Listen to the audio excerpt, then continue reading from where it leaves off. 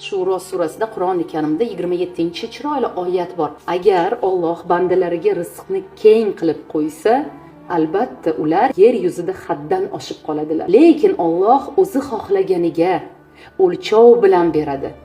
Albatta u bandalaridan o'ta xabardor va ularni o'ta yaxshi ko'ruvchidir. Bu chiroyligina oyatdan saboq, ruhan va aqlan tayyor bo'lsangiz, rizqni ham yaratgan beradi. Rizq bu moddiyat, pul, raqam haqida emas.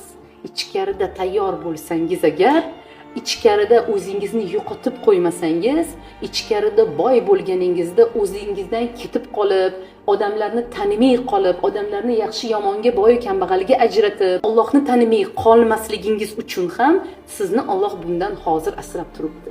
Ichkarida inson qancha ilmini kengaytirsa, iymonini kengaytirsa, kuchaytirsa, ana o'shanda unga rizq ham sekin asta o'zi kerakligicha kelaveradi. Shuning uchun iymonni baquvvat qilish kerak. Yaratgan hamma narsa yaratgandan, rizqni, barakani berguvchi Alloh va yaratganni uchun yaxshi bo'lishim kerak. Bu dunyoda bizning yagona missiyamiz ham aynan shu. Pul ishlay, ko'p pulim bo'lsin emas. Alloh yaxshi ko'rgan bandalaridan bo'lay degan chiroyli niyatni berib yashash kerak.